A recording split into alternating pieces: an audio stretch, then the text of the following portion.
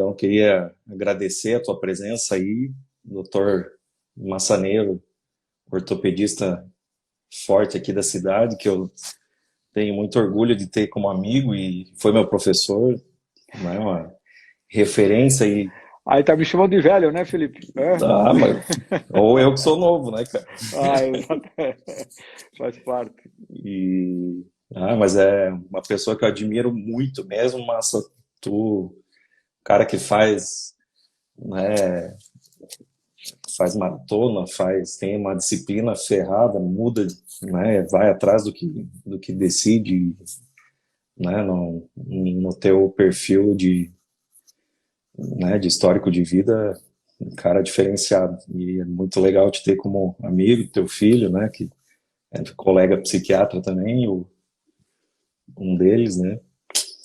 Então, agradecer mais uma vez a tua presença, Massa, e E eu é que pode agradeço, né, falar. Felipe, a oportunidade de poder discutir, eu acho que um tema extremamente interessante, Sim, extremamente frequente e sim, que nós vamos, no decorrer do nosso bate-papo, ver que é uma doença que ninguém é dono, né? Vamos usar esse exato. termo, né? Ele tem que ser muito bem visto por várias áreas, tanto do ponto Uhum. de vista de profissionais médicos, como colegas paramédicos ou como colegas que trabalham em outras áreas relacionadas com a medicina. Então, eu acho que ele é multidisciplinar em todos os aspectos, sabe? Então, é Sim, muito interessante. Eu agradeço essa oportunidade da gente poder trocar ideia, sabe? Para mim é um prazer estar isso, aqui na tua sala, né? Digamos assim, né? legal.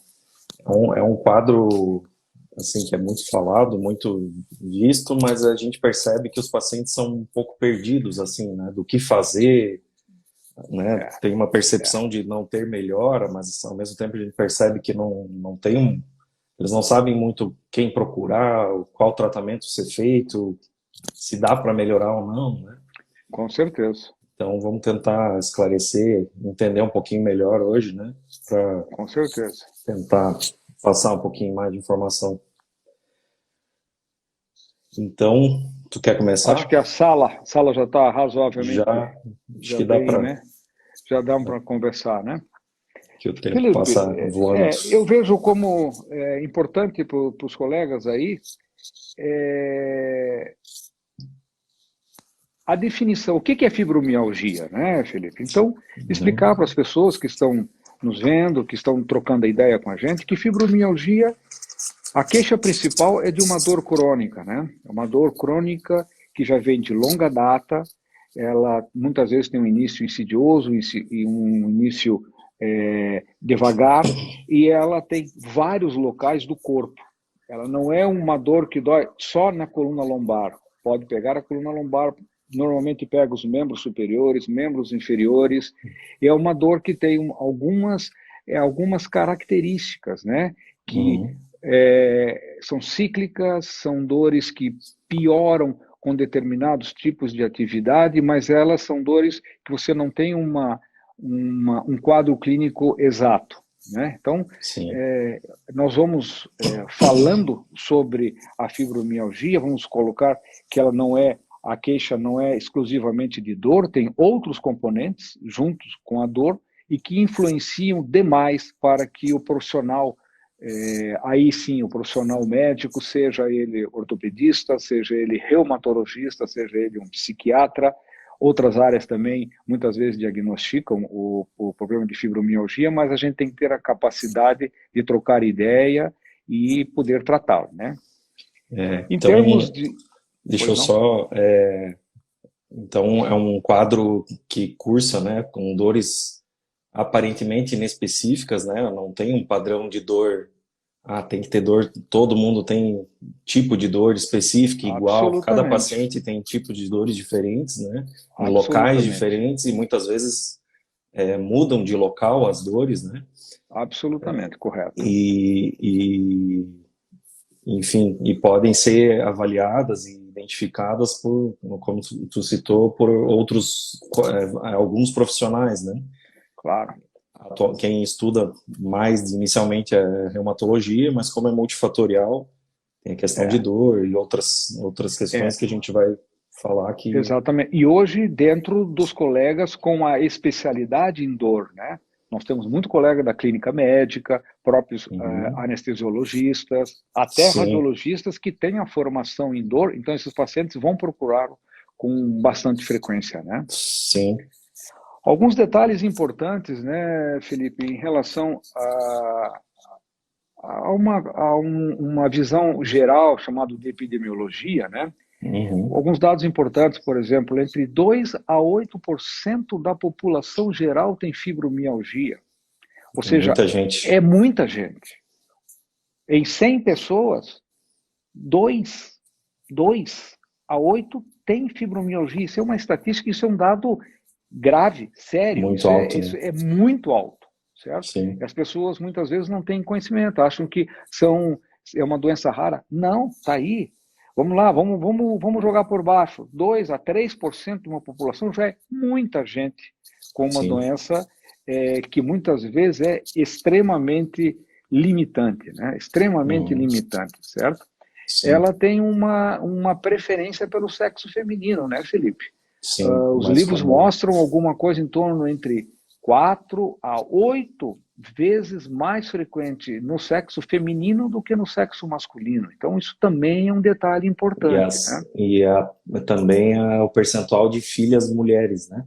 Exatamente, Também segue da exatamente, genética feminina, exatamente. Então, a mas parte genética é mães com importante. fibromialgia, as filhas têm 8 vezes maior chance Frequência muito grande. de Outro ter detalhe que é fibromialgia. importante em dados gerais é que ela é uma doença, esse percentual, essa estatística foi feita nos Estados Unidos. Não importa se foi feito nos Estados Unidos, na Europa, na Ásia, isso é um dado mundial. Ou seja, Sim, a fibromialgia é mais frequente no latino aqui, não é a realidade. Isso é um dado que é abrangente para o europeu, para o asiático, para o norte-americano, seja onde estiver, esse é um dado que acompanha, né?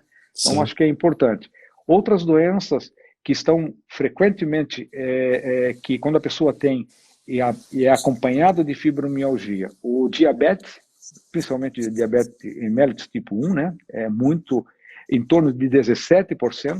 O paciente com HIV, também 17% dos pacientes é acompanhado por fibromialgia. sim. E outras doenças, até certo ponto frequente, o paciente com insuficiência renal e o paciente com psoríase, em torno de 8% desses pacientes cursam com fibromialgia, sabe? Então, é importante, É, quando você faz a anamnese, o paciente que refere que tem, por exemplo, diabetes, tem que ter a ideia que em torno de 17% desses pacientes poderão estar cursando com fibromialgia. é importante lembrar que é um perfil de paciente que tem um funcionamento dos quadros psicossomáticos, né? Com certeza. Então, tem um percentual que pode ter doença inflamatória, síndrome, como é que é o nome, massa, que a gente falou agora há pouco, intestinal, A, a a, certo? doença inflamatória, Doença inflamatória intestinal, né? Então, isso, isso agora vamos entrar na etiologia. Vamos entrar na etiologia que exato, nós vamos discorrendo sobre isso aí. Então, vamos para lá. as pessoas que estão nos assistindo, é importante que se tenha uma ideia, por mais paradoxo que possa ser, eu sei que alguns vão dizer assim, pô, mas sempre pensei dessa forma. A Sim, fibromialgia não é uma doença inflamatória. exato, Ela não é uma doença inflamatória. Hoje nós sabemos que a fibromialgia não é uma doença inflamatória. Ela não é uma doença que nós vamos falar mais um pouquinho para frente, tratar com anti-inflamatório, por exemplo, é um erro sim, que não faz sentido tratar. Então, não é, ela é multifatorial. Vários fatores podem levar o paciente a ter fibromialgia. E agora vamos falar de alguns fatores importantes que podem levar o paciente à fibromialgia, né, Felipe? Os sim, fatores ambientais. Os fatores ambientais que servem como, a gente usa como um gatilho, não ponto gatilho, mas como um start. Pode ser que o paciente tenha uma determinada alteração, por exemplo, um transtorno psíquico, que você vai nos explicar um pouquinho melhor, e a partir disso o paciente evoluir com uma fibromialgia. Então, isso é uma situação, alguns gatilhos que podem levar o paciente a vir cursar com uma fibromialgia. Então, essas alterações do ponto de vista emocional... Só uma informação é que ali alguém citou como neuropatia, não é uma neuropatia, né? Não é neuropatia. Não tem alteração inflamatória nervosa. Exatamente. Né? Então, é uma alteração de amplificação de dor, né? Exatamente. Uma alteração central no cérebro. Um pouquinho mais para frente, vamos falar um pouquinho de fisiopatologia, nós vamos explicar que o problema não está ali onde ela está sentindo a dor. Vamos dar essa informação de uma maneira bem objetiva. Né? Sim. Então, esses gatilhos é que nós vamos conversar um pouco sobre esses gatilhos. Né? Por exemplo, um detalhe que faz parte da anamnese, da história clínica. Uma das primeiras perguntas, né, Felipe? Qual é a qualidade do teu sono? Eu tenho o hábito de dizer para os meus pacientes que quem não dorme bem não tem boa saúde. Esse é o princípio. Se você está com um problema de sono, certamente você terá complicações, efeitos colaterais a essa alteração. Então, dormir é algo... Eu, como sou muito ligado ao esporte, a gente sabe que se vai correr... O fato de você descansar, de você dormir, é aonde você repõe. Não adianta você ficar tomando uma porção de vitaminas e coisas. Não, o teu sono é a maneira mais importante fisiológica de reabilitação. Então, o sono é fundamental, Felipe, né? Exato. E do ponto de vista... Eu levo muito a sério em todos os tratamentos, né? A reparação do sono, a qualidade do sono para manutenção de resultado e, né, para conquista de resultado e de qualidade de vida essencial. E um detalhe extremamente importante, Felipe, que você falou, você usou o termo absolutamente correto, qualidade de sono. Doutor, eu durmo 10 horas por dia. Não, você pode dormir 6 horas por dia e ter uma ótima qualidade de sono. Eu sempre questiono muito, né? Porque muitas vezes a gente pergunta, eu durmo bem, né? Às vezes a esposa responde pelo marido, ele dorme super bem, né? Mas aí você vai ver que é um sono pesado, aparentemente, para quem olha de fora, a pessoa nem se mexe. Eles falam, acorda na mesma posição, mas não é um sono profundo. E aí não tem a reparação do sono, acorda cansado, querendo até dormir mais, prostrado, desatento, tendo uma sequência de fatores, né? Exatamente. Outro fator que eu acho que é extremamente importante é paciente que passou por algum trauma, né? Seja físico ou mental. Existem estudos nos Estados Unidos, as pessoas que vieram, por exemplo, da Guerra do Vietnã, mostrando um altíssimo número de pacientes com fibromialgia, sem ter tido trauma físico. Não é o amputado, não é o paciente que veio sequelado fisicamente, mas veio sequelado mentalmente. E esse paciente tem, então, grandes estresses, grandes traumas, seja físico, um acidente grave, alguma coisa assim, ou que tenha passado por uma dificuldade, um estresse emocional muito grande, também é um gatilho para a fibromialgia, né? O fator emocional, nesse sentido, ele pega tanto traumas agudos, mas que são traumáticos, né, persistentes, né, que entram no estresse pós-traumático, que seriam esse perfil de traumas que você citou, né, um assalto, algo nesse sentido, porque dali em diante a pessoa vai ter que lidar com um nível de estresse alto. Exatamente. E aí pode desencadear essa reação de dor desproporcional, mas também traumas de infância. É importante pensar abuso sexual, violência física, violência psicológica, que são traumas que as pessoas muitas vezes vão ter que lidar ao longo da vida. Com certeza. Vão ter situações, possivelmente, que remetem àquele trauma passado, que está guardadinho ali, e aí vem a intensidade toda de ansiedade naquele momento e exacerbação dos sintomas, né? Outra forma importante, outro fator importante são os fatores ambientais, ou seja, a obesidade, certo? A obesidade é um gatilho, o sedentarismo. Agora, né, Felipe, que nós estamos passando por essa pandemia, muitas pessoas ficaram, a gente pode usar o termo, presas dentro de casa. Então, a sequela deste 1 ano e meio que nós já estamos nessa situação, as sequelas serão irreparáveis e muitas vezes. Então, é muito importante. Muito importante. E é um fator ansiogênico, né? Você não Com certeza. Com sair de certeza, casa, não poder com interagir, certeza, não poder, né, ter com questões de certeza, lazer, atividade física, são com restrições que certeza. vão sair da tua rotina e vão intensificar sintomas ansiosos, né? Outro fator extremamente importante é a instabilidade ou descontentamento com o trabalho. A Uhum. pessoa que sai de casa e diz assim, pá, que situação que, vou usar o termo, que O, saco, o sair de casa para ir estresse, trabalhar, certo? estresse, Então, isso cobrança. aí, claro, isso aí também é um gatilho importante e um fator dentro desse estresse também pessoas que estão passando por problemas de ordem conjugal, né? Uma separação, seja litigiosa ou não, é um fator de estresse e isto também funciona, é um gatilho importante, é um fator importante de eventualmente se começar um quadro fibromiálgico, né? Sim. Eu vejo Basicamente isso, né, Felipe, o em que a relação gente a... o que a gente vê assim é um perfil de paciente que tem, né, essa característica da síndrome de amplificador dolorosa, né, amplificação. Ele tem uma característica emocional e neurológica, né? A gente está falando, eu sempre falo que o emocional não é algo subjetivo, está no cérebro essas questões, né? Sim, Ele tem esse perfil, essa estrutura neurológica de uma amplificação dolorosa, de uma percepção aumentada da dor, que é acentuada e desencadeada por questões estressoras e ansiogênicas que cronicamente também podem cursar com depressão, com ansiedade maior ainda. Então, essa flutuação de sintomas, que às vezes tem mais, outras vezes nem tanto, né? Está atrelada a como a pessoa vai lidando ao longo do tempo com a ansiedade em si, né? Como é que é a qualidade de vida, o que interfere na ansiedade, né, claro, na vida da pessoa é multifatorial, né? É o trabalho, é atividade física, o lazer, é como eu lido com meus filhos, claro. é E família. o fator, aí nós podemos já ir na nossa escadinha, né, comentar sobre fisiopatologia, quer dizer, como é que isto ocorre, que foi dentro dessa situação que você está colocando. Quer dizer, a pessoa, doutor, eu tenho dor em vários pontos, nós vamos falar daqui a pouquinho dos pontos, eu já Sim. vi aqui, tem várias pessoas perguntando sobre número de pontos dolorosos, nós vamos explicar certinho isso ali.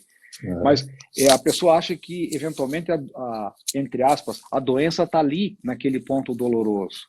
E na Sim. maioria das vezes não está ali. Então, para você que está nos vendo, tem que ter uma ideia que uma dor periférica, ela vem, ela tem um neurônio que conduz essa dor até a medula, da medula vai subir, vem para o córtex, que é o nosso cérebro, aqui passa por uma parte química de extrema importância e desce para então ter a reação a isto aí. Então, é um circuito que você faz até voltar, vias que a gente chama aferentes e vias eferentes, ascendentes ou descendentes, como queiram usar, e aí Sim. nós temos algumas coisas que são os neuromoduladores. Então, a fibromialgia, por isto, eu vou voltar a frisar, nós vamos depois falar em drogas, em remédio que se usa, o uso do anti-inflamatório é algo que deve ser evitado, porque a doença Entendo. não é inflamatória. Então você tem que ver uma maneira de você tentar bloquear essa dor, que não é simples, são vários fatores que interferem, mas você tem que Sim. ter a ideia que a dor não está aqui na sua mão, ou que a dor está no seu braço ou na sua coluna. Ela passa por um circuito todo de avaliação, vai dentro do cérebro, volta para você ter essa resposta. Então, você que está assistindo a gente tem que ter essa ideia, que E não é, é... e é importante entender que nesse circuito cerebral, a modulação de frequência, intensidade dos níveis está atrelada ao sistema emocional, sistema, Com certeza. né? Vários Então, fatores interferem, né, Felipe? são vários fatores. Então, o fator ansioso, né, tende a intensificar ou a ampliar esse limiar de dor reduzido que o paciente tem, né? Então, o É. paciente sente fácil dor, tem uma percepção aumentada, e fatores de estressores ou de depressão tendem a ampliar isso, né? Ampliar. Isso é o que a gente chama de síndrome de sensibilização central, né? Então, é uma coisa bastante ampla, é difícil num tipo de bate-papo que a gente está aqui de discutir detalhes, né? Sim, sim. Mas é importante que o paciente tenha essa noção, ele precisa ter essa noção que o tratamento da fibromialgia não é um comprimidinho, né? Não é como se diz na propaganda básica da televisão, tomou Doril, a dor sumiu. Não é assim, é uma coisa sim, muito mais complexa, né? sim. E é interessante, antigamente tinha, né, na avaliação clínica os trigger points, né, Márcio? Os pontos gatilhos, né? Os pontos gatilhos. Teoricamente teria que fazer, né, aqueles pontos específicos do corpo Então todo teriam vamos que lá, fechar, Felipe. né? Eu sei que é o que o pessoal está mais esperando aí, que é as manifestações clínicas e o tratamento, né? Então vamos falar de Sim, manifestação clínica propriamente dita, né? A sim. gente viu que estatisticamente 100% da fibromialgia tem dor, Uhum. não escapa disso. E as duas queixas mais frequentes depois da dor, fadiga, entre 76% a 100% dos pacientes são fadigados. Você quer Sim. explicar para nós, Felipe, o que é fadiga, Felipe? Fadiga é prostração, sensação de cansaço, de não ter energia, disposição, né? Vem acompanhado de desatenção. Isso está muito ligado e acentuado ao prejuízo do sono, né? Então, o Certo. paciente dorme mal, que também é uma característica, né? O sono, quase 80% dos pacientes vão ter prejuízo do sono, né? Então, o prejuízo do sono vai trazendo prostração, cansaço, desatenção, perda de energia, vontade, ânimo, né? E aí vai se virando uma cascata, né? Uma bola de neve. Uma coisa vai puxando a outra e vai acentuando o quadro, né? E um detalhe importante, né, Felipe, que você colocou aí para nós, o paciente é a desatenção. O paciente queixa muito de ele não lembra das coisas, né? Isso. Ele tem um esquecimento, né? Como é que funciona isso, Felipe? Uma perda cognitiva, né? Certo. Eu falo para os pacientes, por exemplo, quando eu vou tratar déficit de atenção e hiperatividade, que não tem relação aqui com o que a gente está falando, eu posso estar usando o melhor tratamento que faz uma melhora cognitiva absurda. Se o paciente não dorme bem à noite, você está jogando dinheiro fora, o dinheiro do remédio, né? E a São remédios caros, muitas vezes. né, Felipe? A incapacidade de concentração. O paciente que não consegue concentrar, né? Ele não consegue estar atento, estudar, ter sabe? Ele perde a atenção, né, Felipe? Se ele não tem foco e atenção, ele não memoriza, não tem memória no curto prazo, não tem capacidade de executar as coisas, fica tudo prejudicado, né? Vai sendo limitante.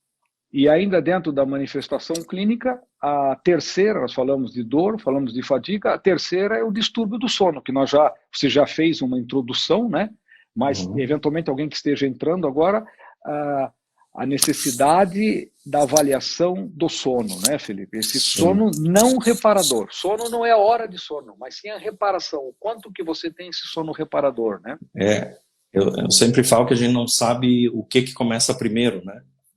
O que vem antes, é a dor ou é o paciente que tem uma característica de sensibilidade aumentada de dor e que começou um estresse e ansiedade e que aí começou a desencadear, né? O que vem primeiro, né? Ou ele começou a ter só dor e depois virou... Isso não dá pra gente saber, né? O que começa. Mas pensando num paciente que está tendo dor persistente, ele está com o sistema nervoso ativo e agitado quase que o tempo todo, né? Então, para ter a introdução para o sono, ele vai ter essa dificuldade naturalmente, então faz parte o prejuízo da qualidade do sono, não necessariamente insônia, né, mas a dificuldade de indução ao sono profundo. Então é muito frequente, né, 80% praticamente. Eu acredito que em casos com dor persistente mesmo, quase que 100%, né, uns 20% ali devem ser de casos leves, né, de fibromialgia. Então é uma característica que não tratada e não identificada, tratada assim, né, de identificada a necessidade da higienização do sono, né, de tratar essas características do sono, fatalmente vai acentuar esse quadro, né, vão se intensificar esses sintomas, né, da fibromialgia, podendo trazer abrir um quadro, outros quadros talvez emocionais também, né, de ansiedade, de depressão. Com certeza. Bom, Felipe, e agora vem aquilo que eu tenho certeza que todo mundo está esperando. Como é que você faz? Como é que nós fazemos esse diagnóstico, né, Felipe? Uhum. É um exame de sangue, é uma ressonância que você faz, que isso é muito comum, Felipe. E aí foge um pouquinho para você, mas o paciente chega em Sim, mim com uma sacola, vamos usar o termo, né? Uma sacola de sim. exames de sangue de tudo Ressonância, quanto é tipo, raio-x, é tomografia, é densitometria, ressonância, densitometria, é eletroneuromiografia, é uma porção de eletroencefalograma. exames. É uma Sim. porção de exames, né? Como é que a gente lida com isso, né? Como é que se faz o diagnóstico? Então, o primeiro detalhe no diagnóstico, eu não tenho a menor dúvida disso, é uma boa anamnese. Sim. É você ter tempo de conversar com o paciente, né, Felipe? Isso é Tempo de conversar. essencial, Você tem, né? primeira coisa é Escutar. sentir, escutar o paciente, né? Exato. Tem que No meu escutar o tempo paciente. de professor da faculdade, eu dizia assim: o médico é muito simples. O médico só precisa fazer duas coisas, três coisas: escutar, depois de escutar, examinar, pôr a mão no paciente, depois de pôr a mão no paciente e ver se precisa complementar com algum exame. Acabou a medicina, né, Felipe? A medicina perdeu muito isso ao longo do tempo, né? Pela velocidade, volume de pacientes que se atende hoje, né? Então, classicamente, você tende já a ter a resposta de grande parte dos quadros com uma avaliação clínica, né? Uma anamnese bem feita, uma avaliação de exame físico, quando necessário, É. e poucos casos vai pedir exame, né? Hoje em dia, as pessoas colocam o exame laboratorial de imagem em primeiro lugar, e se não pedir, o médico é ruim, né? Então, Exatamente. Isso se óbvio que, tem. óbvio que depende, né? Tem médicos e Cada médicos, queixa, a gente né? entende isso também, né? Exatamente, Sim, exatamente. Tem queixas. Agora, o importante é que se saiba que a fibromialgia é um diagnóstico eminentemente clínico. clínico. Você Não escuta, tem exame você escutar, de você diagnóstico. não existe para quem está assistindo nenhum exame de imagem ou de sangue que diga assim, isto é uma fibromialgia. Então você pode até solicitar, pode não, nós vamos entrar daqui a pouquinho em detalhes que deve solicitar alguns exames, como diagnósticos diferenciais, isso é muito importante. Mas Sim, não é esse exame que vai fechar o teu diagnóstico, né? O teu sim. diagnóstico é um diagnóstico clínico, tá? É um E diagnóstico onde você pegando, tem que ter tempo de conversar com esse paciente. Se muitas vezes, Felipe, muitas vezes eu não sei como é que é a tua visão com o psiquiatra. Você prefere, você conversa com o paciente sobre ele estar acompanhado, estar sozinho com você? Como é que você leva isso, Felipe? é, a, num geral, eu tento vincular a melhor forma possível com o paciente, né? Isso eu vejo que já é um fator que traz um ganho, né? Ter confiança, saber que pode contar com a gente, né? E tentar entender e, né? Perguntando muito, né? Eu sempre falo que na consulta a gente pergunta detalhadamente muita coisa que é para tentar ter a melhor noção possível do que o paciente está vivenciando, né? Porque a gente é Uhum. o esforço o tempo todo de se colocar no lugar, né? Mesmo assim, às vezes a gente tem uma noção próxima, mas o paciente tendo a percepção de que você está entendendo o que ele está tendo, né? Ele, Uhum. putz, é isso mesmo que eu estou tendo, é isso que você está falando, é realmente o que eu estou Pois sentindo. é. Então Isso aí, a deixa eu te coisa colocar numa vai fogueira. embora, né? Deixa eu te Pode colocar falar. numa fogueira que alguns amigos, algumas pessoas aqui a gente vai lendo um pouquinho o chat aqui, a gente vai. Deixa eu te colocar numa fogueira. Sim, Você vai atender uma senhora com 45 anos, e, e você na anamnese, o marido está junto, sim, e você sente que há uma certa constrangimento do sim. paciente em relação ao companheiro. Como é que você leva isso, Felipe? Como é que É, você se conduz? eu tenho, como eu tenho formação na parte psicológica, né, psicodinâmica, então não só na parte médica, eu consigo percebendo com mais facilidade, até porque eu pergunto muito dessa parte, não só a parte clínica, né, que é dor, sinais, sintomas, critérios clínicos, né. Então, quando eu percebo algo assim, que muitas vezes né, a gente acaba no consultório, o paciente abre coisas que, né, eu tenho pacientes que falam, meu, nunca falei isso para ninguém, né, paciente com 60, 70 anos, né, abre coisas que estão guardadas ali e muitas vezes o paciente acha que não, isso não faz, não é isso que está produzindo isso, né? Uhum. E ali é um fator, não é isoladamente, mas que possivelmente está potencializando cronicamente, né? Possa ser aquilo que nós falamos lá, um gatilho, né, Felipe? É um gatilho. Então, quando eu enxergo essa situação, em geral, eu solicito que o marido, né, espere e aguarde fora, porque eu preciso investigar mais o histórico de infância, histórico que eu preciso, né, ter detalhes que o paciente precisa, né, ter mais tranquilidade de falar, né, de demonstrar. Não chego a falar no sentido, tento cuidar para que o marido não entenda como se ele fosse, né, como se a gente estivesse escondendo algo dele, não é Claro, isso, né? claro. Mas que tem coisas sutis, de repente de infância, de uma época anterior ao casal se conhecer, que podem estar guardadas e que precisam entender e saber. E nisso ali você pode pegar coisas do momento também, né, que possam estar Uhum. acontecendo. Uhum. Mas eu peço, né, a mesma coisa quando eu atendo um adolescente e tal, eu peço para o adulto aguardar fora, ou, né, de acordo com a necessidade. Certo, Mas certo, é bem importante, né? certo. Muitas vezes quando está acompanhado, o paciente não abre muita coisa assim que, né? E muitas vezes uma anamnese assim que o paciente se sinta e tu demonstre ali que está entendendo o sofrimento e tal, já mostrou, né? O paciente já falou de um histórico de vida e já se repete muitos fatores que trazem esse estresse, esse sofrimento emocional. Isso já é um fator, você escutar isso e o paciente, né, isso traz um alívio para o paciente muito grande. Então, inclusive, depois no tratamento a gente vai falar que a psicoterapia é essencial também para Uhum. Uhum. uma das partes, um dos fatores de tratamento, né, da Certo, fibromialgia. certo. Eu acho que é importante, então, dentro do diagnóstico, né, você demos uma ênfase, eu acho que totalmente necessária à, à anamnese, tá certo? E agora um pouco mais objetivo, eu vou citar o que eu estou fazendo em relação, porque existem protocolos, eu vi aqui algumas pessoas já colocaram, eu tenho 11 pontos de dor, eu tenho 12 pontos de dor, eu tenho...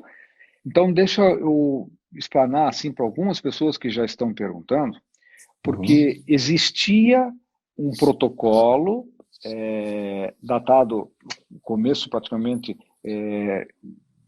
do ano 95 a 98, um protocolo onde se tinha um desenho com pontos de dor, e esse protocolo ele era um protocolo mais fixo, você só importava os pontos de dor.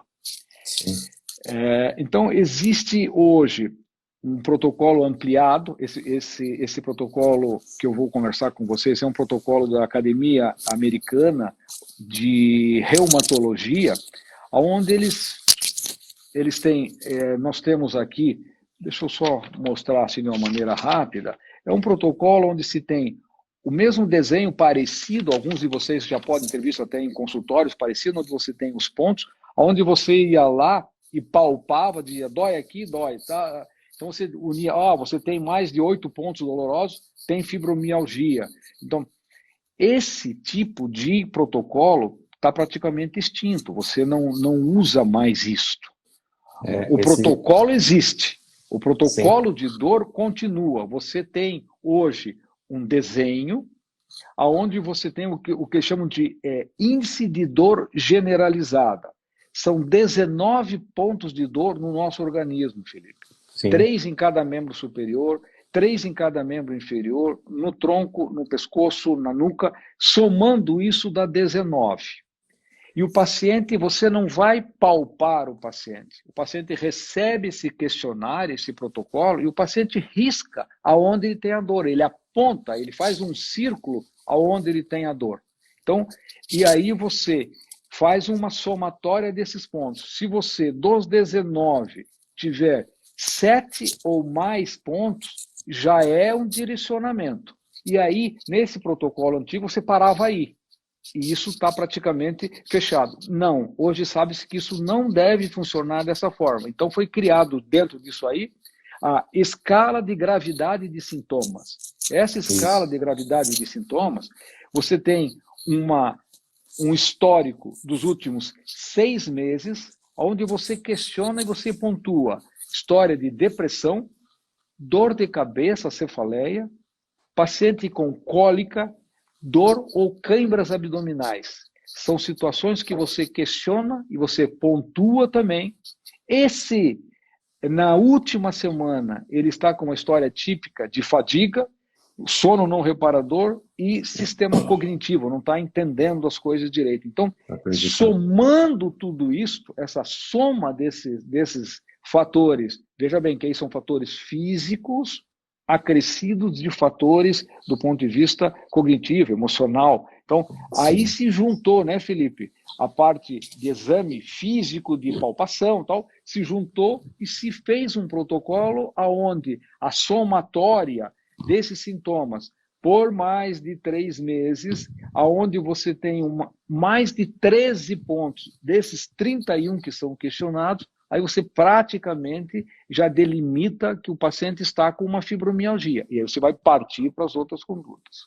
Pois não, Felipe? O que você acha disso? É interessante porque antigamente o critério diagnóstico era completar esses números de pontos para né? fazer diagnóstico de fibromialgia e aí tratar.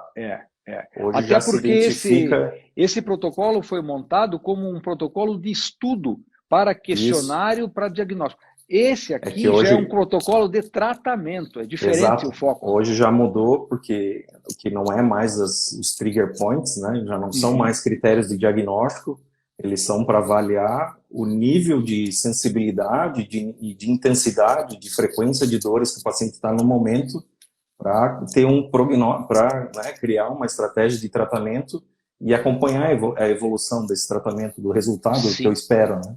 Sim. Então, é interessante entender e ver esse tipo de protocolo que é para acompanhar o segmento, porque é multifatorial, né? Então, você está vendo todos esses fatores para ver se o tratamento que está sendo feito, se eu vou tratar só a dor, será que eu vou ter resultado nas outras áreas que eu estou... Né? Então, é legal porque é para ter uma estratégia de tratamento junto com as demandas que o paciente está trazendo e para ir acompanhando o resultado ao longo do tempo. Né? O importante ainda dentro do diagnóstico é que você tem que ter os diagnósticos diferenciais, né? Sim. Certo? O paciente que tem fibromialgia, ele pode ter um CA, por exemplo, ele pode ter uma doença da tireoide, um hipo ou um hipertiroidismo. Sim. Isso, ele pode ter uma miopatia grave, severa. Outra situação que é importante e que isso se mistura muito, Felipe. Talvez algum dos colegas que estão assistindo aqui, das pessoas que estão nos acompanhando, pessoas, por exemplo, que fazem uso há muito tempo de medicamentos, como, por exemplo, as estatinas para o controle do colesterol. Muito frequente o paciente ter dor muscular, ter mialgia, que às vezes o colega cardiologista esquece do dia a dia e não comenta. Então, você ter isso anotado é muito importante. Outro fator de extrema importância, o alcoolismo. O paciente alcoólatra tem uma tendência maior também. Então, você tem que ter isso no teu diagnóstico diferencial. Isso vai te ajudar bastante no teu diagnóstico diferencial. Alterações de vitamina, né? Vitamina B12. Exatamente. E aí vai, dentro desse aspecto, o que nós vamos pedir de exame de sangue para o paciente? Pedir, por exemplo, toda a bateria de exames para prova de atividade inflamatória. Você pode ter um fator inflamatório, mas não ser a causa da fibromialgia. Certo? Então, você tem que ter esse diferencial. Alguns exames são extremamente importantes. Eu vejo muito a função da tireoide, certo? Eu vejo como a função da tireoide. Hoje, a vitamina D é extremamente importante. O CPK, para se saber se está existindo algum... Exatamente. Os antivirais, né, Felipe? Acho que a gente aqui pode abrir um parênteses rapidinho. porque é uma coisa do momento. Como é que tem sido o teu consultório em relação ao que a gente já acostumou chamar de síndrome pós-Covid?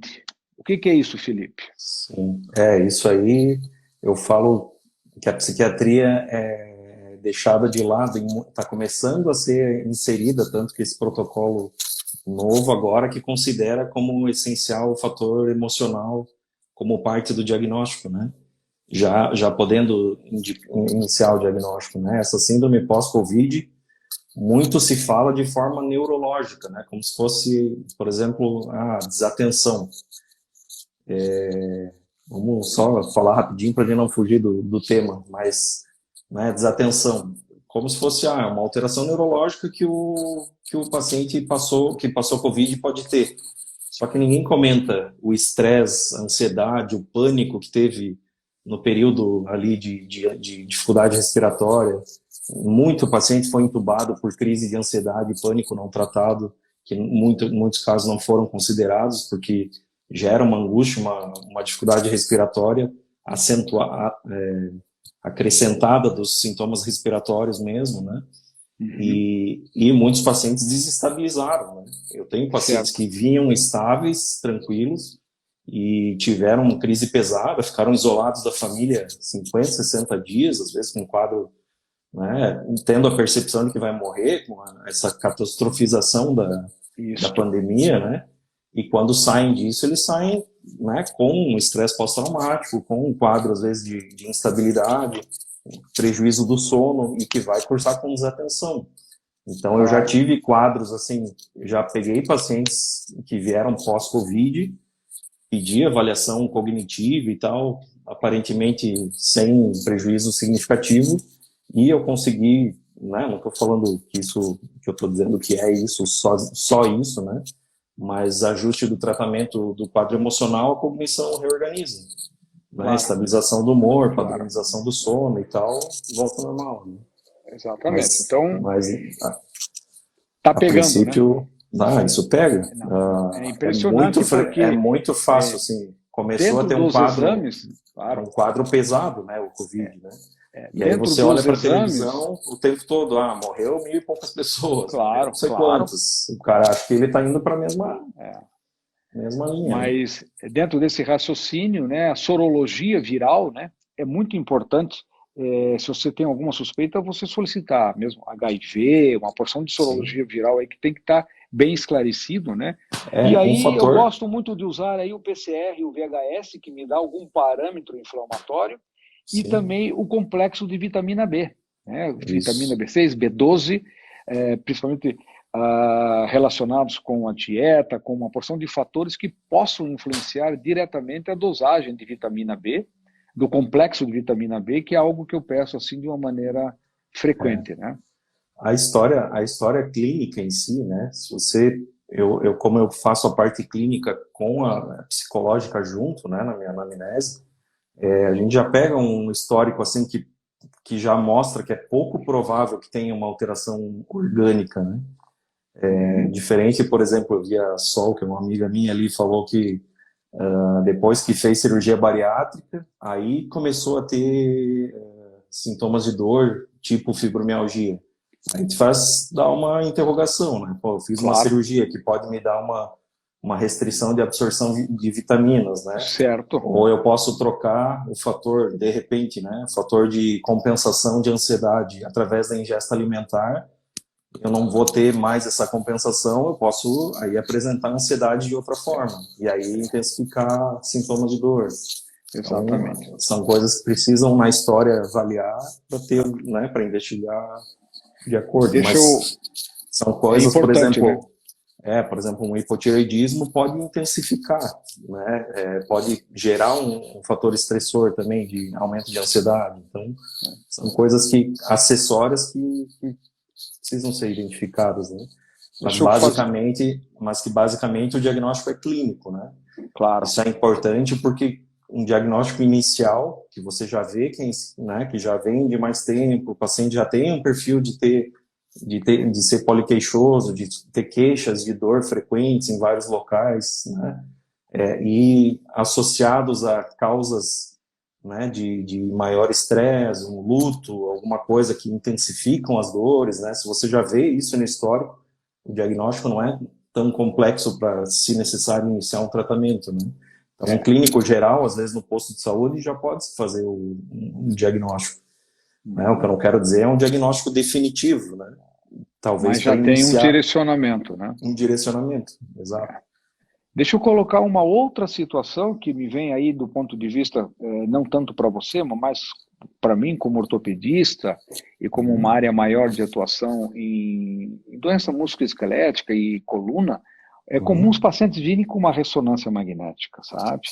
Porque Sim. hoje se tem um mito de que a ressonância é o exame que serve para tudo, né? E não é Sim. bem assim. Primeiro, um raio-x muitas vezes dá mais informação do que uma própria ressonância magnética. Segundo, que existem sempre indicação ou uma tomo ou uma ressonância. Ah, a ressonância é melhor que tomografia. Só para esclarecer, isso é um grande equívoco, não tem nada a ver. Cada exame tem uma função específica para determinada patologia. Então o paciente chega para mim com um exame com uma ressonância magnética, com um desgaste, às vezes uma protusão discal ou às vezes uma hérnia de disco. Então ele pode ter uma hérnia discal, que a clínica é totalmente diferente do que da fibromialgia, e ter fibromialgia. Sim. Então, isso é um detalhe importante. Você muitas vezes trata aquela hérnia, mas o paciente, quando, doutor, mas eu não estou bem. Peraí, mas aquela dor que você tinha na perna, que corria pela nádega, que ia até a panturrilha, até o seu pé. Não, essa dor melhorou. Mas a outra dor, então você tem que ter essa Isso é bem interessante e importante, né? Porque o paciente não necessariamente tinha um quadro que se assemelhasse à fibromialgia, mas por uma dor, né? Tua especialidade é ter dor o tempo todo, né? Dor localizada, muitas vezes, né? E dor que o paciente vai ter que aprender a lidar com isso, né? Então, dor não vinda da fibromialgia, digamos, né? Sim. Uma dor orgânica mesmo, mas persistente, vai também trazer um quadro que se assemelha à fibromialgia, porque vai produzir estresse, vai produzir prejuízo do sono, vai ir para ansiedade, aí aumenta a percepção daquela mesma dor. Claro. Né? E aí pode ir para mais um quadro de fibromialgia se não for tratado, né? Abrir com outros sintomas de dor em outros locais, né? Decorrentes de uma dor inicial ali que né? Difícil de ser controlada. Eu tenho uma frase que os pacientes usam comigo e que eu gosto de corrigir na hora, eu não deixo nem evoluir a história. Doutor, eu estou acostumado com a dor. Não, ninguém está acostumado com a dor. Você não pode acostumar com a dor porque você vai sofrer a vida inteira. Você tem que aprender a evitar a dor. E aí entra, nós vamos falar no final do tratamento, a educação, né? E a educação é uma palavra ampla nesse sentido aí, para evitar a dor. Né? Que eu vejo que cronicamente o cérebro acaba se adaptando à dor. A questão que o que se perde é a qualidade de vida. Claro. Então o paciente até vai tendo a percepção de que eu suporto, mas vai deixando de fazer um monte de coisa, não tem mais vontade, não desempenha mais como antes, não lê, não se organiza, né? Vai ficando irritado, mal-humorado, vai se distanciando de relacionamentos, então até suporta a dor, mas uma perda importante de qualidade de vida ao longo do tempo. Né? Então, esse detalhe ainda em termos de diagnóstico, né, os exames, você eventualmente até pode, dependendo do tipo, solicitar uma radiografia, uma ressonância magnética, raramente uma eletroneuromiografia para esse tipo de situação. Agora, tem um exame que eu gosto de fazer e eu uso com uma certa frequência no consultório, eu gosto de fazer, que é a termografia. É uma outra maneira, é um foco diferente.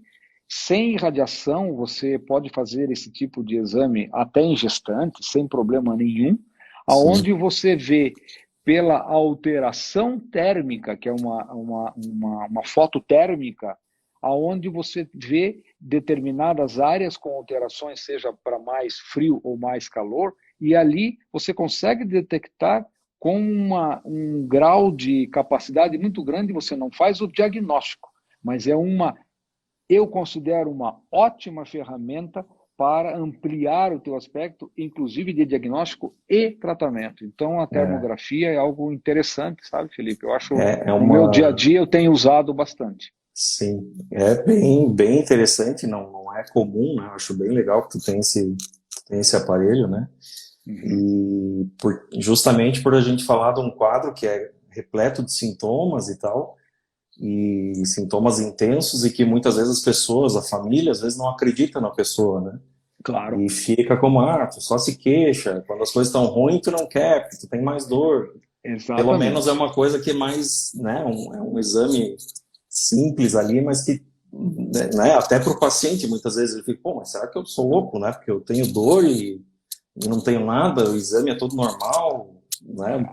É. Fica uma interrogação e às vezes identificar e vislumbrar isso é bem importante, Então, vamos pular para o tratamento, necessário. Felipe?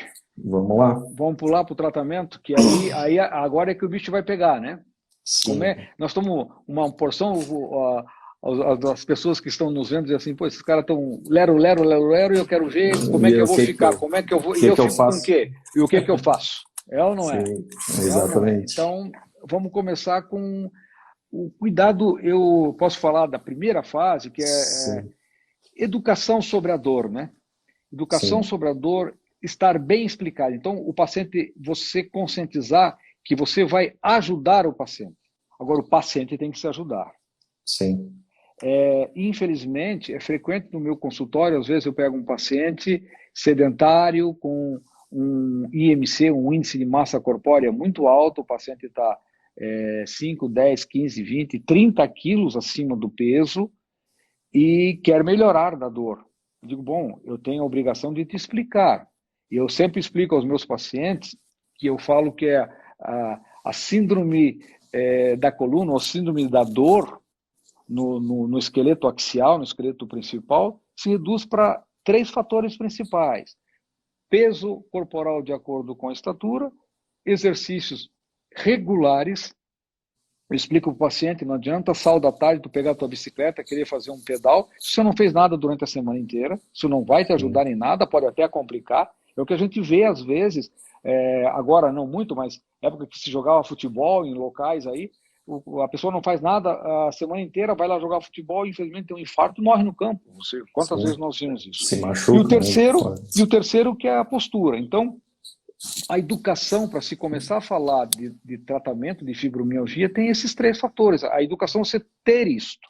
E aí nós vamos abranger as outras áreas em relação ao tratamento. Eu Eu gosto muito sempre, eu de um sempre suco. falo, eu sempre falo para os pacientes que o mais fácil é pôr o remédio para dentro, que é o que a Claro, gente faz, a claro, gente indica, né? exatamente, O resto é em exatamente, casa contigo, né? exatamente, exatamente. E aí entra, né, Felipe, nós estamos falando desses tópicos, eu encaminho muito para o nutricionista, no Uhum. sentido de uma orientação para diminuir o peso, é uma coisa. E outro sentido é o fator dietético desse paciente. Sim, Existem qualidade. qualidade alimentar, existem medicamentos que sabidamente alteram esses neurotransmissores que possam piorar o quadro de dor. Então, você estar ligado a um colega nutricionista dentro das áreas, nós trabalhamos, né, Felipe, com fibromialgia, com o nutricionista, com o psicólogo, com o fisioterapeuta, é extremamente importante você ter o contato com o fisioterapeuta, com o educador físico, para se Educador físico é trabalhar, essencial. com isso, né? Terapeuta ocupacional, tá certo? Então são situações mais importantes. A enfermagem seria já mais nos casos com internação um pouquinho mais complexo, mas essas áreas são importantes, Felipe, É, para nós entrarmos de vez no tratamento, né? o Então, tratamento em si é multidisciplinar, como tu já foi citando, né? Então, a sequência é que fique claro todo o quadro, né, para o paciente, do que se trata, do que é a parte dele, o que o médico está fazendo, o que precisa, né, a importância de entender essa parte dupla, né, bilateral, né, da parte emocional com dor. Não adianta eu só usar remédio para dor, que a parte emocional não vai resolver. Vai se acentuar, piorar, e a sensação de dor aumenta com a mesma medicação. Então, o paciente que só usa remédio para dor vai usar cada vez mais, ele vai se habituar e não vai ter resposta, e cada vez vai precisar mais de medicação para dor. Se tem dor intensa, né, que seja que atrapalhe a qualidade de vida, né? uhum, Também a importância da orientação familiar. né, de suporte, de apoio, porque é um fator ansiogênico a pessoa ter o convívio familiar e ter a percepção de que ninguém acredita, ninguém, né, rejeita e, enfim, não aceita, né, as queixas ou os momentos, né, uma situação de como é que tensão pré-menstrual pode, por exemplo, né, trazer uma intensificação de dor, né, momentos da dinâmica da vida da pessoa que podem se acentuar essas queixas, e a família tem que entender como funciona para dar suporte, né? Uhum. Os estudos falam quanto à atividade física, né, da parte aeróbica e de musculação com evidência maior, né? Então, principalmente os instrutores de atividade física, aí muitos pacientes com fibromialgia vão se queixar, né? Ah, mas eu faço dor, eu movimento, eu sinto mais dor, né? Então, precisa ter uma adaptação para cada paciente, né? Porque o paciente também está parado há muito tempo, não tem preparo físico nenhum, então tem que ir devagarzinho, percebendo que tem dor e tal, mas aos pouquinhos vai percebendo o Exatamente. ganho. Aí eu uso uma frase que a gente coloca entre aspas, start slow e go slow, ou seja, comece devagar e vá indo devagar. Isso. É comum o paciente chegar, poxa, você está com 20 quilos acima do seu peso. Não, eu vou comprar uma esteira e vou começar a correr. Já começou tudo errado. Sim. Não é bem por aí. Vou pagar 6 meses de academia. Exatamente, não é bem assim. A pessoa tem que começar de uma forma devagar, até dentro do possível, se tiver com sobrepeso muito grande, trabalhar dentro da água que não tem impacto, sabe? É uma coisa progressiva. Isso, hidroterapia. E não querer, em um mês, querer correr 5 quilômetros, as coisas não são assim, né, Felipe? Só ficar claro que, né, os estudos mostram um ganho maior com atividade aeróbica e musculação, né? Então, atividades até a Lilian falou aqui que não teve ganhos com pilates, né? Atividades só de mobilidade ou não está me vindo o nome não tende a ter um ganho, tem que ter um gasto que está ligado ao emocional, né? Gasto. Exatamente. Aí nós temos um fator, Felipe, dentro disso que você está colocando. Quer dizer, a mulher na menopausa tem uma bagunça hormonal, né? Então, há uma perda, a mulher perde muita qualidade, na maioria das vezes, não se pode generalizar, mas na maioria das vezes a mulher perde muita qualidade de vida no período pós-menopausa imediato. Então, e o homem, com a chegada aos 50, 55 anos, ele perde muita massa muscular. Então, dentro desse seu raciocínio, o trabalho com um pouco de peso é extremamente importante para você manter o tônus muscular, seja para homem, seja para mulher. Então, você trabalhar com um pouco de peso é muito importante. Por isso que o educador físico entra aí, o personal, com essa é essencial, logicamente, que pondo o peso de acordo, né? Mas é muito importante que você faça o trabalho com um pouco de peso. Isso vai lhe ajudar, porque há uma tendência no decorrer da idade, a mulher com sintoma básico de menopausa, e o homem que acha que não perde, mas perde muita massa muscular a partir dos 50, 55 anos. Então é extremamente importante o trabalho com peso, né? Sim. É o que faz né, com mais idade, com mais intensidade, a dificuldade de sair do lugar, né, de começar o exercício, né? Tem mais fatores, né, como a perda muscular que tu citou. Com certeza. Com certeza. E agora vamos falar aí dos remédios que eles estão pegando. Deixa eu só falar 2 fatores, até um deles, inclusive, teu filho me perguntou ali, né? Um deles, a acupuntura, que eu vi alguns estudos, mas tem um nível C de evidência.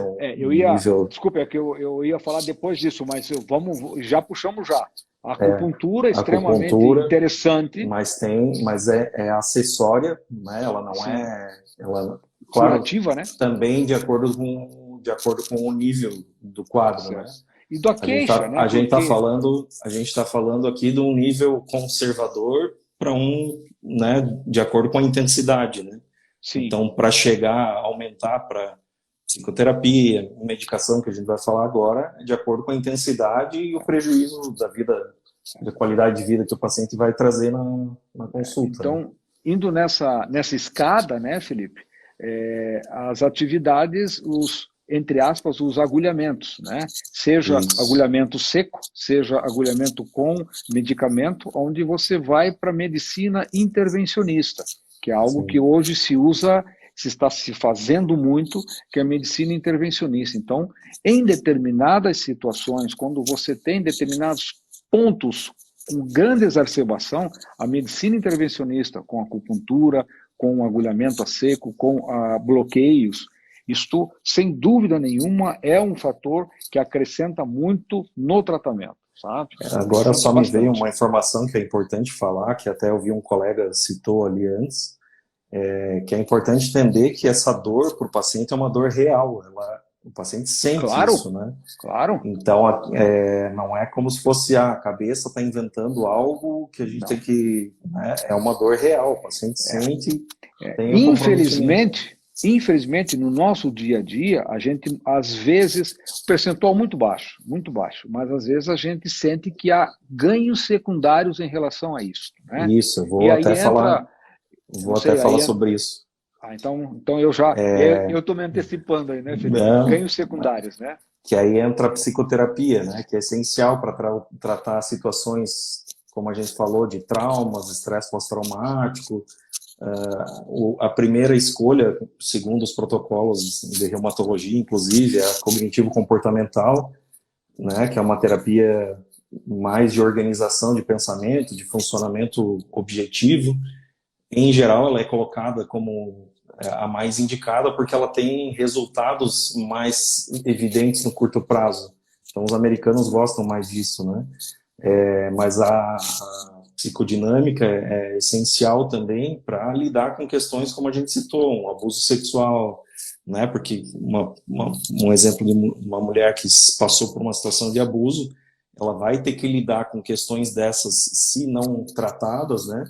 Em questões do relacionamento com o marido, em questões, às vezes, de lidar com a filha, de lidar com, às vezes, situações abusivas de outra forma, mas que também mexem com a pessoa e acabam sendo fatores estressores. Então, uma psicoterapia, né, desses dois perfis são essenciais assim, para o tratamento de suporte. Né?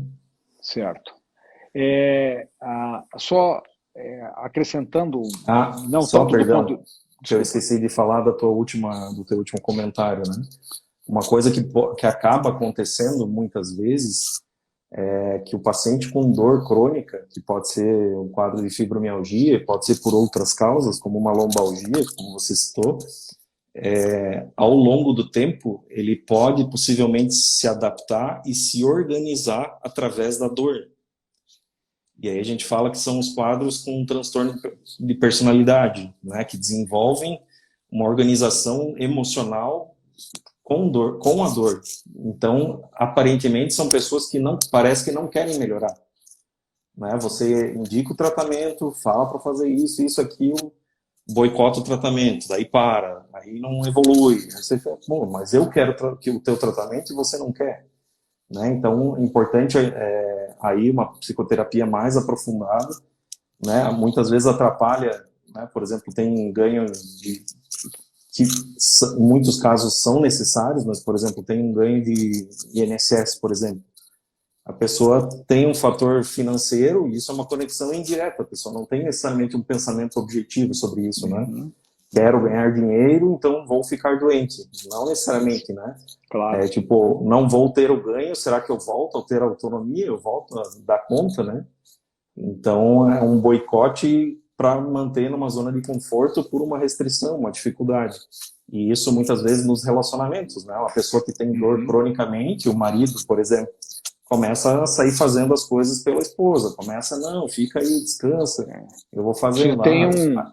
O cara começa às vezes de forma inconsciente, né, Felipe? Inconsciente, ao longo do tempo, né? Só que essa é a importância do tratamento precoce, o quanto antes isso, né? Porque muitas vezes a gente citou, é muito raro ter né? É quase impossível ter um quadro que vai abrir lá com 50, 60 anos. Claro. Possivelmente são pessoas que vêm com uma dor recorrente e se adaptam mesmo com a perda da qualidade de vida, e quem está no entorno também tem que se adaptar a essa pessoa.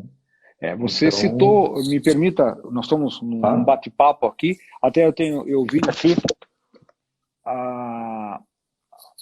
teve uma colega que comentou sobre massagem.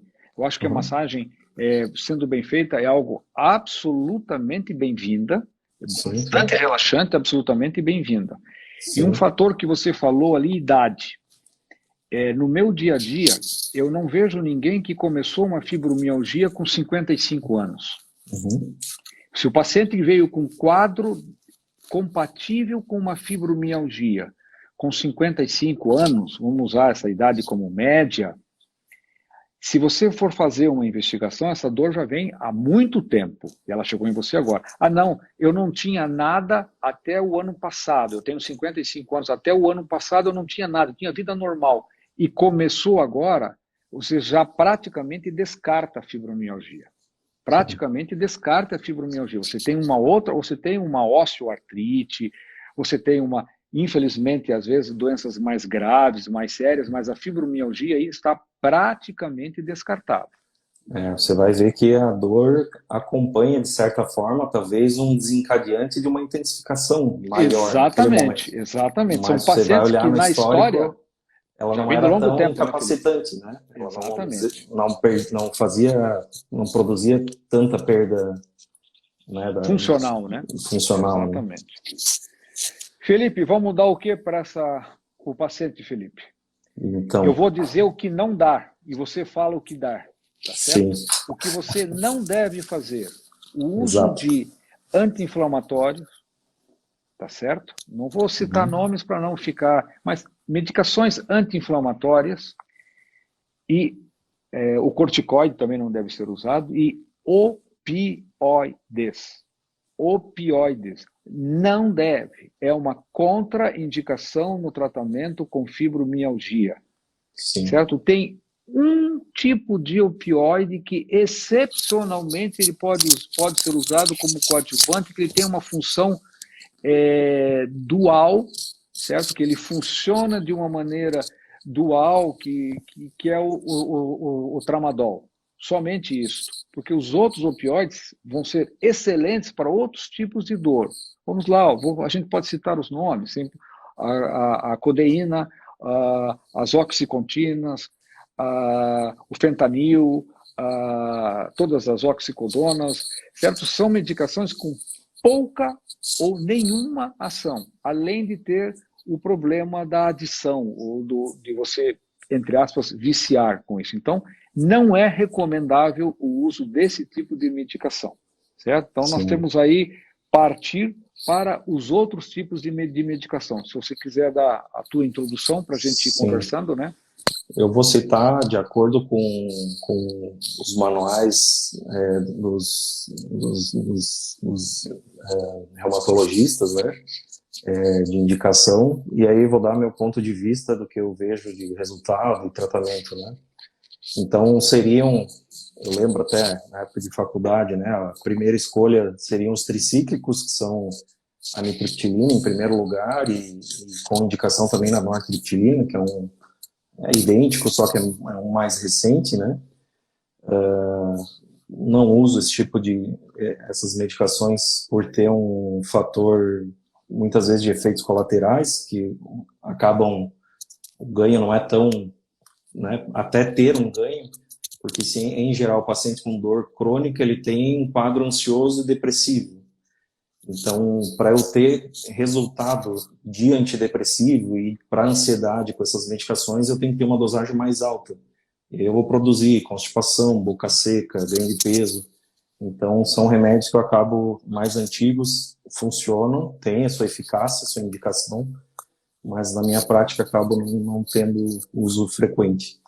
Como relaxante muscular, né, que é no caso da fibromialgia, né, o indicado fica como a ciclobenzaprina, né? É excelente, toma à noite, idoso pode tomar com tranquilidade, até ajuda um pouquinho no padrão de sono, ele dá uma dá um padrão de sono, um relaxamento, né? Antidepressivos, né, que são tratamentos que seriam para ansiedade, depressão, né, os inibidores da recaptação da serotonina, que são os antidepressivos mais comuns, mais os de primeira escolha em geral, né, fluoxetina, sertralina, paroxetina, esses antidepressivos não foram indicados como para tratamento da fibromialgia em uso isolado. Então, seriam só indicados num quadro de um paciente muito ansioso, provavelmente associados a um tricíclico, que teria uma ação de bloqueio noradrenérgico, né? De recaptação. E aí um outro tipo de antidepressivo, que é o que eu vejo mais resultado mesmo nesses quadros, são os duais, né? Que são os inibidores de serotonina e noradrenalina, né? De recaptação. Então, para o Colégio de Reumatologia do Brasil foi colocado a ciclobenzaprina, a duloxetina em destaque, né? E não consideraram a venlafaxina, que é um dual também muito bom, mas do que eu estudei ali, eu vi que não é mais por não ter estudo científico mais aprofundado para identificar a eficácia. Na Mas tua prática, Felipe, a duloxetina é excelente, assim. pois é, na tua prática diária, o uso de um bloqueador da serotonina, uma fluoxetina, com um dual com a duloxetina, esse uso concomitante você não tem função, né? Não, Qual é a sua ideia? é até... Porque assim, é comum chegar no consultório e falar assim, doutor, eu já tomo fluoxetina há quantos anos, tal. Eu tenho colegas que usam, meu ponto de vista, assim, usar medicações que se sobrepõem na ação, a gente pode ter a síndrome serotoninérgica, né? É bem raro de acontecer, mas é um quadro bem grave, né? Então, usar tem colegas que passam, por exemplo, a fluoxetina e escitalopram, né? Pode intensificar muito, porque são dois remédios fazendo a recaptação da serotonina. Então, tem uma concentração muito grande de serotonina e tem uma reação acentuada por isso. Usar o dual e um inibidor da recaptação também não traz, não acho adequado, porque o dual, a ação inicial dele, né, a ação nas primeiras dosagens, ele está tendo a ação serotoninérgica, né? Com o aumento da dosagem, vai ter o bloqueio noradrenérgico que traz esse ganho maior para a dor, né? Que é o que a gente tem mais evidente no tricíclico. É esse ganho noradrenérgico que é o que traz mais resultado para a dor e junto ansiedade, humor, né? Certo. Então, eu faço uso isolado, um fármaco e, se precisar, aumento de dosagem até dosagem terapêutica. Quando você associa, você já começa a se perder com efeitos colaterais, né? Você já não está tendo perda de libido. Qual deles que está fazendo? Está tendo desatenção. O que está acontecendo? Né? Está tendo ganho de peso. A gente já fica perdido, porque o tempo todo que a gente está diagnosticando, identificando, para ter uma escolha terapêutica, aí a importância, de novo, do tempo de avaliação para criteriosamente a gente chegar nessa indicação. Isso vai muito não só de estudo, né, mas de prática também, da gente ir acompanhando e vendo os resultados ao longo do tempo. Todo esse raciocínio, ao mesmo tempo, além de ter um resultado clínico melhor possível, a gente tem que estar pensando em menos efeitos colaterais possíveis, né? Por isso que é importante, né, Felipe? Qualquer substância que a gente indique para o paciente tem ganhos e prejuízos, né? É fazer essa adaptação das dosagens, né, Felipe? Isso, tentar o menor prejuízo possível. Começar do menor possível, né, e ir dosando, fazendo devagarinho, exatamente. Porque eu estou vendo até um colega questionando que ele tomou a duloxetina e teve aumento da pressão arterial, né? Sim. E aí? São um dos efeitos colaterais, mas qual é? Será que só foi o dual que ele tomou que deu isso? Né? Sim, porque ainda nós temos um outro tipo de medicamento, eu gostaria de você me contar como o dual, principalmente quando entra na ação noradrenérgica, ele pode, em alguns casos, produzir aumento da pressão, né?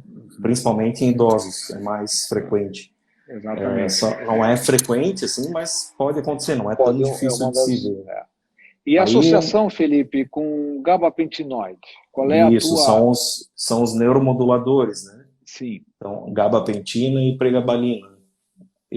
Na psiquiatria, eu tenho mais prática da pregabalina, né? Que é No meu dia a dia, para dor neuropática, eu uso demais a pregabalina, eu tenho mais habilidade, para mim é mais fácil a adesão do paciente, as dosagens, a pregabalina, isso. que a própria gabapentina. Gabapentina, eu vejo, se usa mais para dor periférica, os neuros usam mais, né? Uhum. A pregabalina, eu tenho um uso maior porque a gente também tem ganhos nos tratamentos de ansiedade, né? Alguns quadros ansiosos, difíceis de ter resultado, quando a gente não quer, que cada aumento de dosagem é aumento de efeitos colaterais, né? Uhum. Então, principalmente o antidepressivo, aumentou a dosagem, reduz libido, atrapalha a tensão, ganha peso. Então, a associação, às vezes, manter um antidepressivo, se puder, numa dosagem intermediária com um resultado satisfatório e associar, por exemplo, a pregabalina, traz um resultado excelente, né? Uhum. Então, a associação, muitas vezes, eu acho excelente para também pensando em efeitos colaterais, tanto Certo. quanto no resultado clínico, né? Certo. E é essencial lembrar que o tratamento, de novo falando, né, é dor e o quadro emocional, né? Então, eu estou indicando um antidepressivo, um neuromodulador, junto, né, tentar estabilizar ao máximo esse fator ansioso e de ansiedade, depressão, e o que fica de dor também precisa ser tratado, né? Então, não adianta tratar uma ponta só, é importante frisar isso, né? Porque às vezes o paciente, eu sempre trato e nunca melhora, né? Porque é né, é circunscrito, então Um trata ciclo, um, né? tem que tratar o outro. Se não trata a dor, daí começa a voltar, a ansiedade aumenta, depressão piora e o resultado não se sustenta, né? E ainda, né, o último tipo de medicação foi colocado os indutores do sono, os indicados por eles, né, pela escola de radiologia, de reumatologia, a Zoplicona e o Zolpidem, né? Eu não sou tão assim, né, por exemplo, do Zolpidem, isso é da minha experiência prática, porque ele tem uma ação rápida e curta, né? Tem um fator positivo de não ter ação residual pela manhã, do paciente não ficar banzo, sonolento, né? Que esse é um lado bom, mas a gente vê que ele tem uma ação curta, que é em torno de 4 horas. E essas 2 horas, 3 horas finais, eu vejo que fazem muita falta. E isso eu não estou falando só da fibromialgia, qualquer quadro. Depressão, ansiedade, bipolaridade, que a gente também tem que tratar sono, eu vejo que o Zolpidem falta alguma coisa. Ali aos pouquinhos o paciente, mas eu acordo cansado, eu acordo um pouco desatento, um pouco dessa fadiga, sabe? Então, tratar de forma mais, né, de ter uma reparação do sono a noite toda, ter uma reparação completa, o ganho é muito maior, assim. E aí, né, na nossa prática, daria para usar um antipsicótico, como uma quetiapina, em dosagem baixa, uma melatonina associada, né? Outras medicações que podem auxiliar a ter essa reparação do sono mais adequado, que é essencial, não necessariamente tem que tratar medicamentosamente, né? A questão do sono, a higiene do sono é essencial, né? Tentar a rotina, não ter fatores estimulantes como celular, televisão, barulho, escuro, né? Deixar tudo fechado, em silêncio. E até interessante, eu vi um estudo recente que mostra a importância da hora de acordar, muito mais da hora de dormir.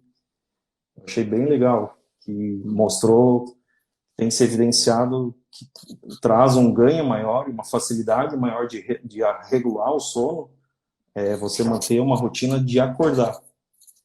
Então, acordar sempre 6 da manhã, 7 da manhã, né? Ter uma rotina de acordar, que aí tende ao dia, o ciclo para indução do sono à noite fica mais fácil. É. Bem Eu interessante. estou vendo um questionamento aqui muito interessante, muito bacana, que a colega está perguntando aqui. o tratamento é para o resto da vida?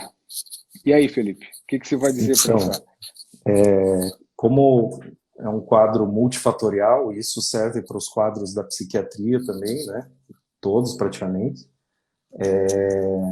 O tratamento é multifatorial, então depende de cada quadro. Eu falo que o cérebro do paciente funciona desse jeito, né? Se eu me estressar, se eu me agitar, se eu tiver, né, questões pessoais, não tiver lazer, não tiver qualidade de vida, tiver um fator de estresse no trabalho não resolvido, fator com os filhos, qualquer fator que desorganiza essa estrutura que traz o equilíbrio emocional para a gente, vai desencadear sintomas de dor, né, e sintomas de ansiedade que tendem a acentuar essas questões. Então, tudo que a gente falou, né, nesse bate-papo aí de fatores que contribuem em cada área, né, da vida pessoal de cada um, tendem a precisar gradativamente ser reorganizados e estabelecidos para se manter uma qualidade de vida. Muitas vezes uma medicação se faz necessária, né, porque tem pacientes que têm uma acentuação grande mesmo fazendo boa parte dessa reorganização de psicoterapia, sono, alguma medicação talvez precise sempre, né, mas isso eu nunca gosto do sempre e nunca, né, eu acho que é exagero, mas eu sempre falo também que, né, se precisar, eu falo que os remédios da psiquiatria, da dor também, né, mas são as medicações que trazem mais qualidade de vida, que trazem mais impacto na vida da pessoa, né? E são as que a gente tem mais resistência de tomar, né? Então, né, você tratar uma hipertensão, se tratar cronicamente, um remédio para pressão, a pessoa não vai se queixar nunca e vai tomar. E não faz diferença nenhuma para a vida da pessoa. Tem um ganho na questão do risco cardiovascular e tal, né? Mas um diabetes também. Claro, o clássico é o diabetes aí, né? Isso, é um quadro que é um caos. É chato de tratar, né? Ficar se picando, aplicando insulina, chato. Dieta, mas a pessoa sabe que tem diabetes, faz e não reclama, né? Agora, tratar questões emocionais e da fibromialgia, que a gente está falando também, que tem uma questão subjetiva, teoricamente, né? Que não é físico, orgânico, né? No sentido físico né? Mas não tem um exame de imagem ali, ou de laboratorial que traga comprove. Aí já ficam as interrogações para todo mundo, né? Mas é isso, certo, meu amigo Felipe. Começamos a conversar, tu vê, quase 1h30 já de passou batido. Se deixar, nós ficamos aí, né? Ficamos tem várias perguntas aí que algumas são praticamente direcionadas a você, outras eu posso também ajudar na resposta, que a gente pode passar depois individualmente para as pessoas, né? A gente fica à disposição aí, né? Eu tenho o meu Instagram, o Massaneiro também tem o dele, que tá associado ali. Qualquer coisa, manda mensagem, a gente responde, o que puder para orientar e explicar, a gente fica à disposição. Só o Gerson ali falou do Cymbalta, o Cymbalta é a duloxetina, né, que a gente citou agora há pouco, então, se tiver alguma dúvida, olha um pouquinho o vídeo atrás aí que a gente explicou certinho. Exatamente. Certo, Massa? Muito obrigado, Felipe. Eu acho que foi bem legal aí, sabe? Essa troca de experiência por áreas distintas dentro da medicina, sabe? E eu espero que a gente possa ter agradado as pessoas aí. Com e certeza, se nós não conseguimos responder a todos ao vivo, a gente tem possibilidade de eventualmente fazer algum tipo de orientação pelo Instagram, pelo Facebook. Eu vi que só para a audiência aqui se manteve preservada até agora, até o final. Então, um sinal que foi em torno de 50 pessoas o tempo todo, foi bem legal. É isso aí. Tá bom? Valeu, obrigado a todo mundo. Muito obrigado, uma boa noite a todos. Valeu. Felipe, um grande abraço. E fica à disposição. A gente fica até uma próxima para bater um papo novamente com todo mundo. Certeza. Tá bom? Valeu, Massa. Obrigado. Muito obrigado, para todo mundo. Tchau, tchau. Obrigado. Valeu.